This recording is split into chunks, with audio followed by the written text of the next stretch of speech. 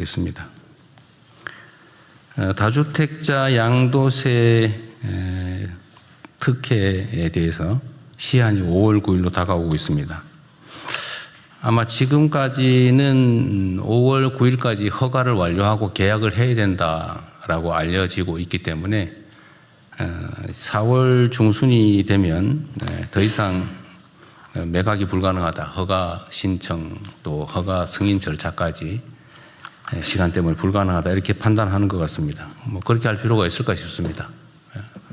5월 9일이라고 하는 시한은 우리가 지키되 5월 9일까지 허가 신청을 한 경우까지는 허용을 하는 게 어떨까 싶습니다. 필요하다면 해석을 명확하게 하든지 아니면 규정을 개정하는 것도 검토해 봐 주시기 바랍니다.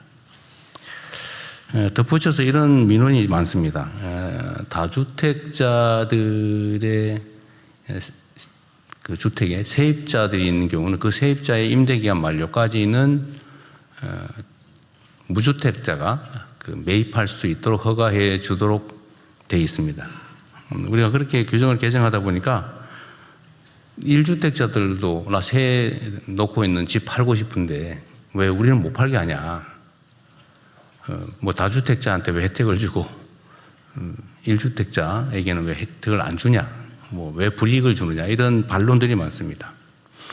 당초에는 이게 소위 단기간이나마 갭투기를 허용하는 꼴이 돼서 다주택자에게만 그런 기회를 부여했습니다. 왜냐하면 이게 혹여 수요를 자극하지 않을까 해서 그렇게 했던 것인데 지금 상황은 수요를 자극하기보다는 공급을 늘리는 효과가 훨씬 더 클 것으로 판단이 됩니다.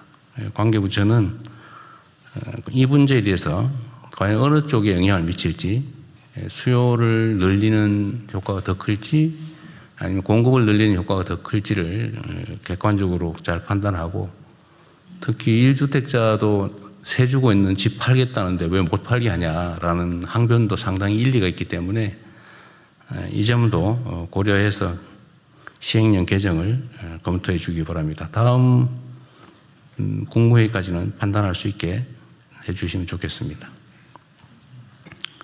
충분히 논의해 보시고요. 또 이런 얘기들이 좀 있어서 하나 우리 각 부처에 당부를 드리고자 합니다.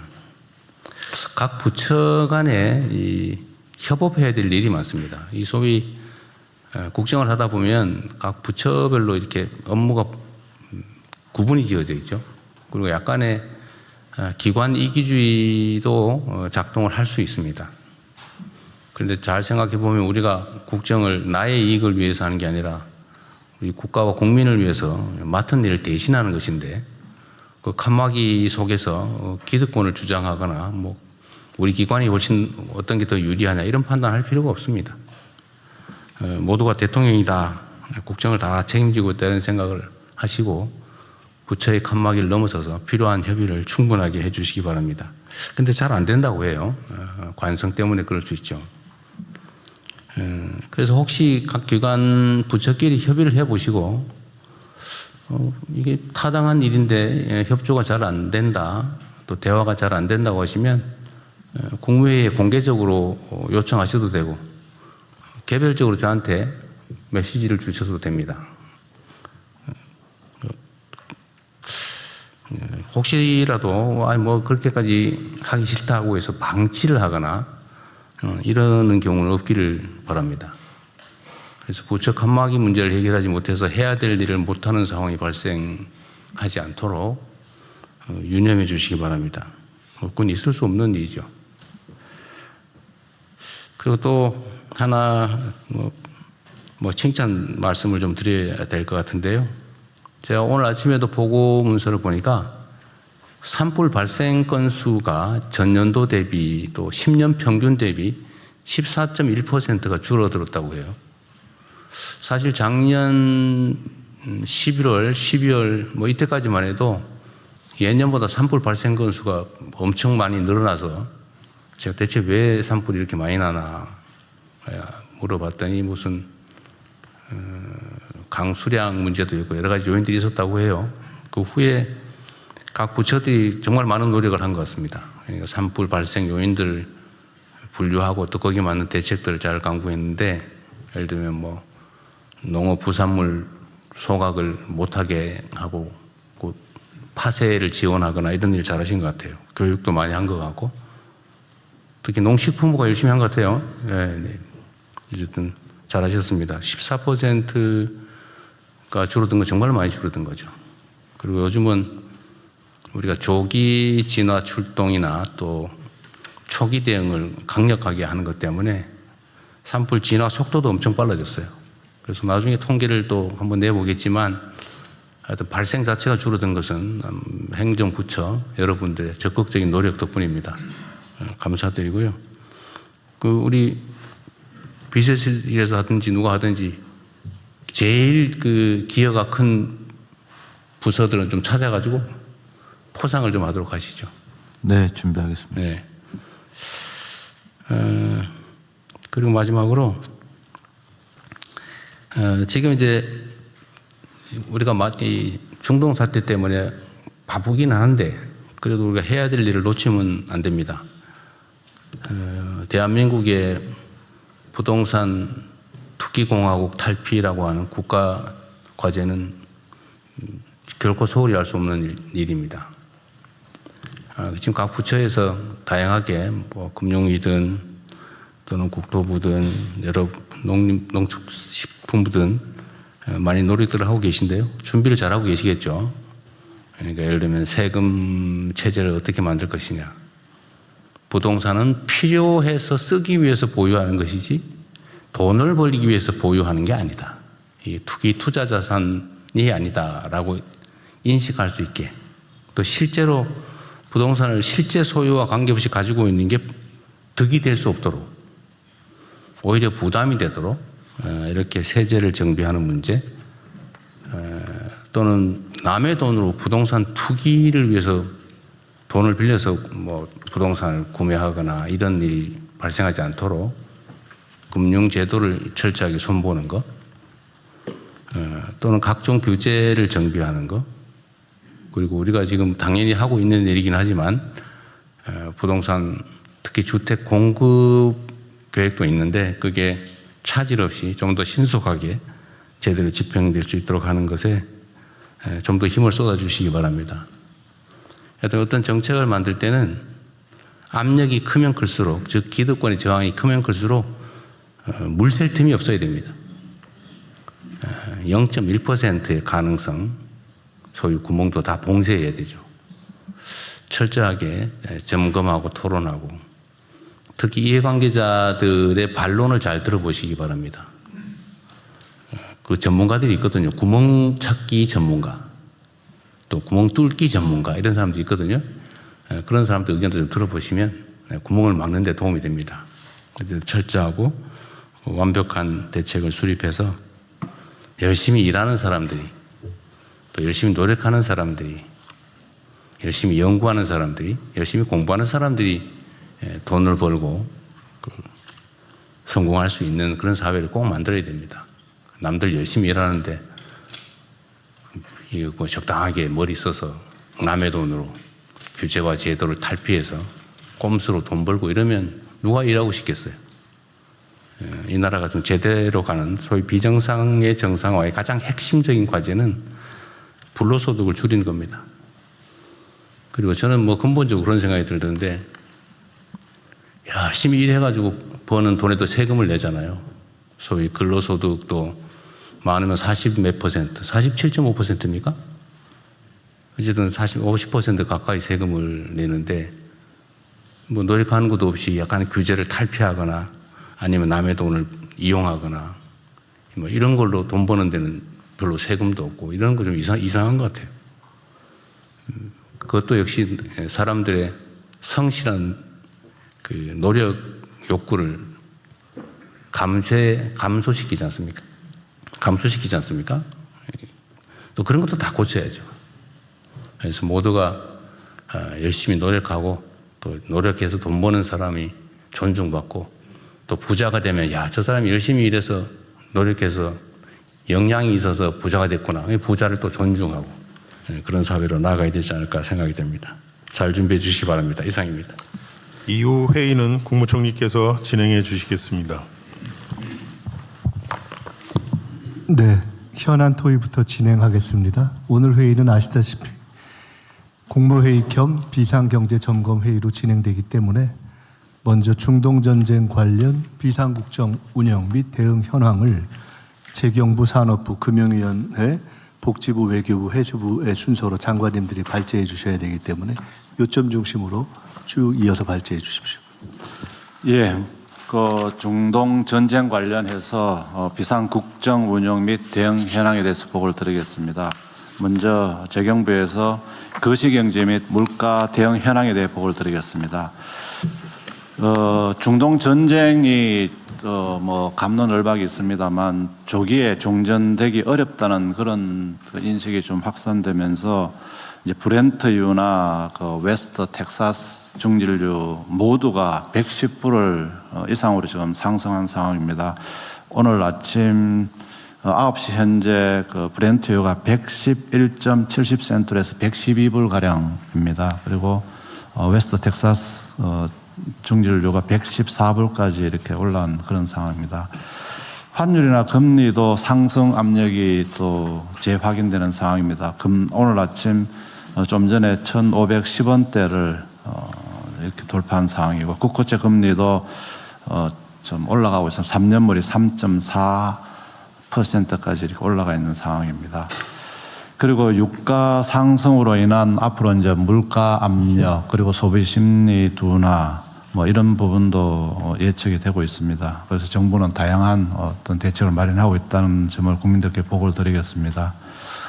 특별히 그 나프타 파생 상품 중심으로 정부가 적극적으로 수급 대응을 하고 있다는 보고도 드리겠습니다. 국내 휘발유 가격은 오늘 02시 기준으로 휘발유가 1,951원, 경유가 1,941원입니다. 저도 국민 여러분들께 감사드리는 게 저희들이 2차 최고 가격제 설정하면서 이게 빠른 속도로 올라가지 않을까 우려했습니다만 이렇게 좀 그런 대로 안정적으로 관리해 주셔서 감사하다는 말씀을 드리겠습니다. 정부는 대통령 주재 그 비상경제점검회의를 중심으로 비상대응 체계를 가동하고 있다는 국민들께 보고를 드리겠습니다. 특별히 원자재나 중간재를 수입하는 경우라든지 또는 생산하는 과정에서 어떤 규제는 특례를 부여해서 하고 또 절차도 최대한 간소화시키도록 하겠습니다. 적극 행정을 통해서 최대한 도와드려서 공급망 병목 규제 개선 방안을 정부가 1차로 발표했습니다. 앞으로도 문제가 되는 상시 규제 개선 시스템을 가동해서 수입 통관이나 인허가 등에 있어서 적극적으로 대응하겠다는 보고 말씀을 드리겠습니다. 그리고 공급망 물가 관련해서는 주요 품목별로 신호등 체계를 운영하고 있습니다. 좀 보고를 드리겠습니다. 일단 나프타 관련해서는 좀 이따가 그 산업부 장관님이 상세하게 말씀드리기 때문에 저는 생략하도록 하겠습니다. 나프타 파생 상품에 있어서는 특별히 그 건설 자재 같은 경우 수급 불안이나 뭐 가격 인상으로 공사 차질이 우려됩니다만 정부가 적극 국토부 중심으로 해서 나서고 있습니다. 건설 현장 비상경제 TF를 가동해서 대응하고 있고 또 일상적인 도로 포장 보수 같은 경우는 또 조정하는 등 수급 관리를 하고 있다는 말씀을 드리겠습니다. 페인트 같은 경우도 원재료 가격 상승으로 많이 올랐습니다만 이 부분도 공급을 저희들이 감소에 대해서 적극 대응하고 있습니다. 그 특별하게 이 페인트 관련해서는 그 화학 물질 등록 신청 시에 유해성 시험 자료를 내야 됩니다만 이번에는 시험 계획서로만 대체하는 등 이런 노력을 통해서 수입 소요 기간을 대폭 단축하도록 하겠습니다.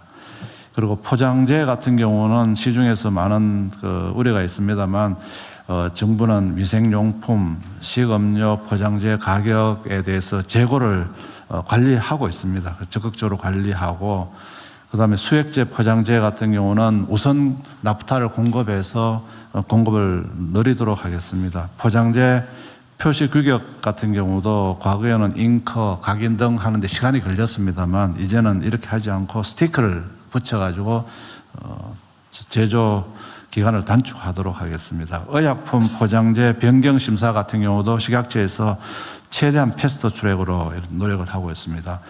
종량제 봉투는 전국적으로 재고가 한 3개월 정도 있습니다. 그래서 중앙부처, 지방 정부 간의 상반을 운영하고 지역별로 일부 좀 부족한 지역에 대해서는 지역 간 조정을 통해서 대응하기 때문에 국민 여러분들께서 너무 불안해하실 필요가 없겠습니다. 농업용 필름 같은 경우도 농업 현장의 봄철 수요는 저희들이 상당히 재고를 확보했습니다. 그래서 또 제조업체가 일부 원료 부족이 있습니다만 농협을 중심으로 해서 물량 조정 지원 등을 통하고 현장 점검망을 4월 3일부터 운영해서 적극 대응하도록 하겠습니다. 의료기기나 의료 필수품 같은 경우에도 저희들 나프타 물량을 우선 배분해서 이 부분도 적극 대응하고 있겠습니다.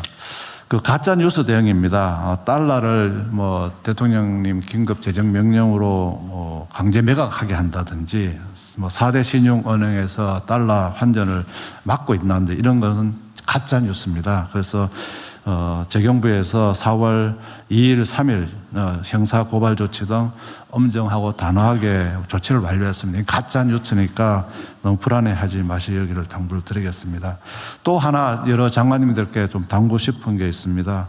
지금 언론에서 그 공급망 관련해서 품목별로 이런저런 기사가 나오고 있습니다. 그래서 그 기사가 나오면은 바로 팩트 체크를 하시고 사실관계가 다른 경우에는 뭐 적극적인 좀 대응을 해 주실 걸 당부를 드리겠습니다. 그래서 정부가 전부처 똘똘 뭉쳐서 공급망 물가 관리에 최선을 다하고 또 적극적으로 하고 있기 때문에 국민 여러분들께서 정부를 믿고 저희도 정부는 또 최선을 다해서 국민 여러분의 걱정하지 않도록 이렇게 대응해 나가겠다는 말씀을 드리겠습니다. 이상 보고를 마치겠습니다. 네, 제가 하나 코멘트 좀 드리도록 하겠습니다. 지금 원재료 수급에 제약이 많이 발생해서 현장에서 이렇게 하면 원재료 수급이 좀 더 원활할 것 같다 또는 좀 신속하게 될 것 같다고 해서 규제 완화 또는 뭐 폐지, 일시 폐지, 임시 조치를 요구하잖아요. 네. 그런데 이게 해당 업무를 맡는 공직자들이 일단 기본적으로 내용을 알 테니까 스스로 필요한 조치를 지금 하실 텐데 현장하고의 그 대화나 또 이게 의견 청취를 좀 많이 하시면 좋겠어요. 뭐 하고 계실 것 같은데. 예, 대통령. 그래서 1차적으로는 이제 그 현장의 목소리를 감안해서 공급망 병목 해소 규제를 했습니다만 추가적으로 언론에서 계속 나오는 부분에 네. 대해서는 더 적극. 언론도 언론이고. 네. 그래서 어디다 하나 네. 제안이나 이런 걸 좀 쉽게 할 수 있게. 원래 이게 민간에서 공무원들 무서워하거든요. 그 별로 바람직한 현상이 아닌데 현실이 그러니까. 네네. 얘기하기 좀 껄끄럽거나 아니면 좀 그럴 수 있어서 이 장면을 보시는 우리 국민 여러분이나 아니면 기업들도 그냥 과감하게 편안하게 정부에 제안하면 좋은데 또 혹시 모르니까 예.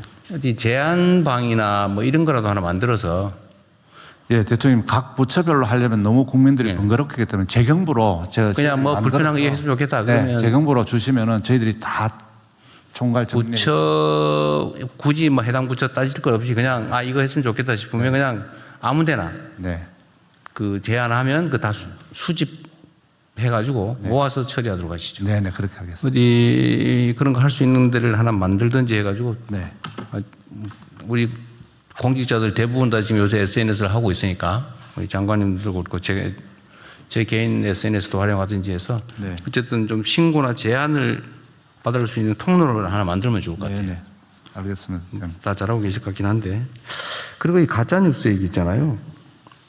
심지어 이게 책임 있는 정치인들조차도 가짜뉴스를 퍼뜨리거나 아니면 가짜뉴스인 걸 모를 리가 없을 것 같은데 그 가짜뉴스에 기반해서 증폭시키는 일들을 하거든요. 저 경찰청도 와 계시죠? 경찰청 안 왔어요, 오늘? 예, 경찰청 오늘 불참했습니다. 그러면 행안부에서 좀 네. 지휘사와 잘 챙겨 보시는데 이 가짜 뉴스라고 하는 게 예를 들면 국정에 혼란을 주는 가짜 뉴스는 전쟁 때 적군이 쓰는 수법이에요, 그죠? 네네. 원래 그 상대 적 진영을 교란시킬 때 제일 좋은 게 가짜 뉴스를 퍼뜨려서 혼란을 초래하는 거거든요. 지금 이게 대한민국이 어쨌든 중동 전쟁으로 전시 상황인데 여기다 국정에 혼란을 주는 가짜 뉴스를 의도적으로 퍼뜨리는 거는 이 반란 행위나 다름이 없단 말입니다. 이게 평소에 장난삼아 하는 건 차원이 다르죠.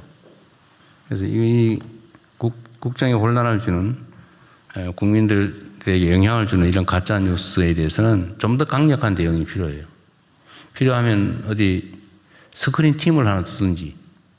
네, 이미 그 허위 정보 유포 대응 TF가 경찰에 설치가 돼서 그래요? 지금 한 이전보다 가짜 뉴스에 대한 처벌이 한 40% 정도 늘었습니다. 네, 그러니까 신고 들어오는 거를 신속하게 처리하는 것도 중요하지만 네, 네. 적발. 신고 오기 전에라도 좀 예. 적발해서요. 소위 이 가짜뉴스 버티는 루트가 거의 비슷하거든요. 네, 네. 이거 선제적으로 좀 스크린을 좀 하면 좋겠습니다. 예, 그렇게 시스템을 좀 갖추도록. 그렇게 지시하겠습니다. 네, 네. 네. 네, 에너지 수급반 조치 관련 산업통상부에서 보고드리겠습니다. 지난 목요일 4월 2일부로 원유와 천연가스에 대한 자원안보 위기경보가 각각 한 단계 격상되었습니다. 전쟁 장기화에 따른 비상 상황에 맞게 범부처 모든 국민들과 함께 대응한다는 원칙 아래 에너지 수급 전반을 안정적으로 관리해 나가겠습니다. 먼저 석유입니다. 정부와 민간이 함께 노력한 결과 국내 도입이 예정된 대체 원유 물량 규모에 큰 진전을 보이고 있습니다. 오늘 일본이 5월달 지난해 대비 한 60% 수준, 지금 4월달은 한 20% 일본이 확보했다는 보도가 있었습니다. 우리는 예년 대비 4월은 한 60% 수준, 5월은 70% 수준 확보한 상황입니다. 앞으로도 전방위적인 지원을 통해 물량을 더욱 확보해 나가겠습니다. 주요 산유국 대상 고위급 아웃리치를 정부 간 협력을 강화하고 통상 네트워크도 최대한 가동하겠습니다. 민관 협력 체제를 강화하여 추가 물량 확보에 총력을 기울이겠습니다. 3월 31일부터는 정부 비축유 수합 제도를 활용하고 해수부 협조로 일정 요건을 갖춘 원유 운반선의 홍해 통항도 허용하는 등 민간의 추가 물량 확보 노력도 더욱 뒷받침해 나가겠습니다. 수요 관리도 계속 강화하겠습니다. 4월 8일부로 공공기관 차량 2부제, 공영주차장 5부제를 실시하고 4월 내에 출퇴근 시간 대중교통 혼잡 완화 대책도 마련하겠습니다. 민생과 직결되는 석유 제품 가격 안정도 적극 나서겠습니다.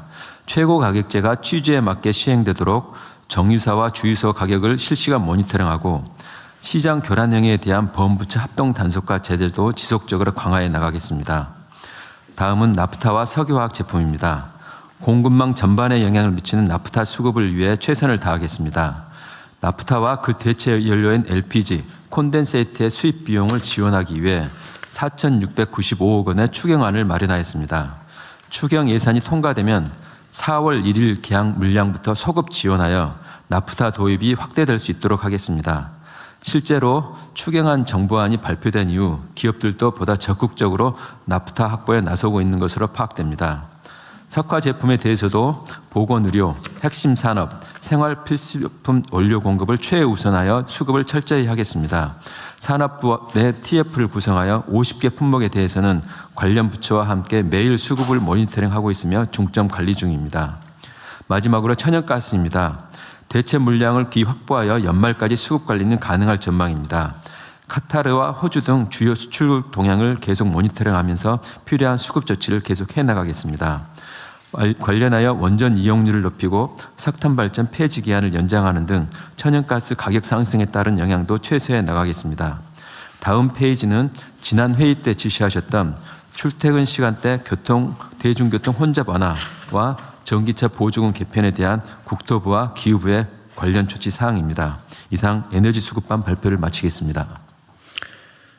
지금 출퇴근 시간 대중교통 혼잡 완화 방향은 국토부하고 기후에너지부가 어쨌든 잠깐 설명을 좀 해주시죠. 네. 국토부 먼저. 예. 현재 출퇴근 시간대에 대중교통 혼잡 완화를 위해서 다양한 형태로 검토되어야 한다고 보고 있는데요. 이제 핵심적인 건 출퇴근 유연화를 시도해서 특정 시간대에 몰릴 수 있는 그런 점들을 극복하는 게 매우 중요하다고 생각하고 있고요. 여기에 따른 대국민 캠페인을 포함해서 또 요금에 대한 일정한 차등 적용을 통해서 강제할 수 있는 방안까지 해서 종합 대책을 4월 말까지 마련하는 걸 원칙으로 진행하고 있습니다. 출퇴근 시간 유연화 문제는 공공 영역부터 조금 가능한 범위 내에서 네. 좀 시행을 선제적으로 저도 해볼 것 같아요. 그리고 재택근무도 그때 한 번 해본 일이 있는데 네. 이것도 지금 검토하고 있는 중이죠. 예, 재택근무 검토는 하고 있습니다.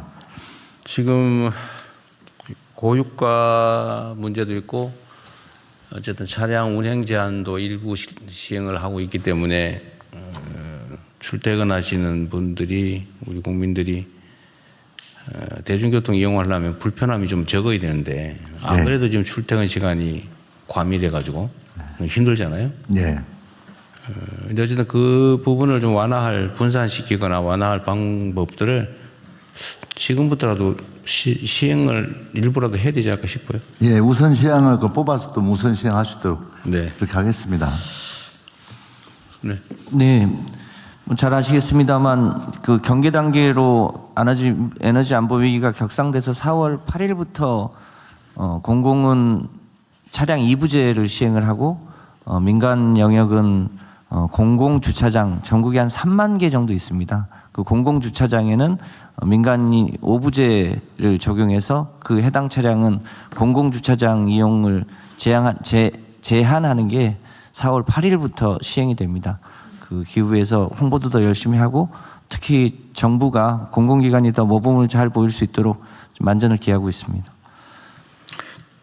전기차 보조금이 지금 저번에 제가 잠깐 말씀드렸는데 네. 지금 부족하다, 다 소진됐다 이런 데가 어디 있었죠? 네, 그게 이제 분기별로 뭐 예, 지방 정부가 분기별로 편성을 하는데 그 과거 사례를 고려해서 조금 편성을 한 게 이제 품절이 됐는데요. 그 기재처랑 저희가 협의를 해서 지방 정부 예산이 떨어지더라도 우선 중앙 정부 예산을 먼저 선 집행하고 추후에 정산하는 걸로 제도를 바꿔서 전기차 보조금 지급이 모자라서 차를 못 사는 일은 지금 막았습니다. 그럼 지금 이미 시행되고 있다는 거예요. 기획예산처는 어디 계시죠? 네. 협의를 그렇게 마쳤습니다. 그래서 이제 후반기 집행 부분을 미리 좀 당겨서 쓸 수 있도록 이렇게 좀 조치를 취하는 걸로 교부랑 함께 협의를 했습니다. 아니 그러니까 그게 현재 집행이 되고 있냐 그 말이죠. 네, 시행이 되고 있습니다. 그럼 지금부터는 네, 오늘부터 내일부터라도 살려면 살 수 있어요? 살 수 있습니다. 그럼 다행이고.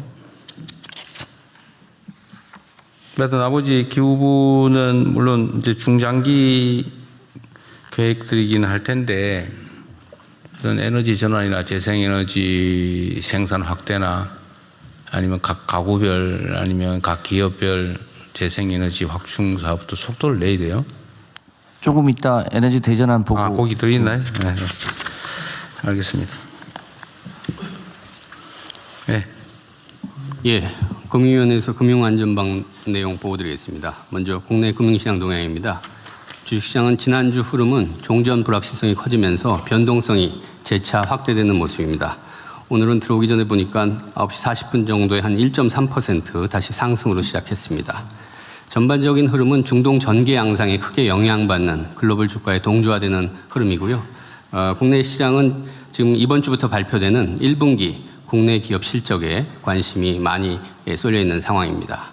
채권 시장을 보면 긴급 바이백, 윗비 편입 등 긍정적 요인과 더불어 중동 불확실성이 다시 고조되면서 시장 금리의 일일 변동성이 확대되고 있습니다. 다만 기업들의 회사채 발행 여건은 아직 악화되지 않은 모습입니다. 대응 방안으로는 중동 상황 장기화에 대비해서 금융부문 비상대응 체계를 적극 가동하고 있습니다. 민생 실물 경제 지원의 경우 정책금융 지원 프로그램이 3.1조 원 집행이 됐고요. 또 은행권의 경우 피해 중견 중소기업 대상 신규 자금을 3.7조 원 공급했고 소상공인에 대해서도 0.7조 원, 그다음에 기존 대출 만기 연장이 3조 원이 시행이 된 바 있습니다. 카드사별로 민생경제 지원을 위한 주요 특화 카드 혜택 확대가 4월 1일부터 그 회사별로 시작이 되고 있고요. 그다음에 캐피탈사에서는 화물 운송업계 경영 부담 완화를 위해서 화물차 할부금융 원금 상환 유예가 4월 10일부터 순차적으로 시행될 예정입니다. 그리고 산업 현장의 금융애로 등 해결을 위해서 릴레이 간담회를 지금 시행하고 있습니다. 제가 내일 정유 석유화학 업계랑 금융권들 같이 모아서 회의를 주재하도록 하겠습니다. 그리고 4월 1일에는 지금 기존 원유 도입선 외에 대체 원유선 도입을 위해서는 외화 송금 문제가 해결이 돼야 되는데 이 지원 관련해서 은행, 정유, 석화업계 간의 간담회를 금융위에서 실시했습니다. 금융시장 안정의 경우에는 채권 자금시장 안정 프로그램이 2.4조 원 원활하게 집행되고 있습니다. 그리고 금융산업 리스크 관리를 위해서 금융업권별 유동성, 건전성을 면밀히 점검하고 있고 시나리오별 스트레스 테스트를 통해서 취약 요인에 선제 대응하는 체계가 가동되고 있습니다. 네, 이상 보고 마치겠습니다.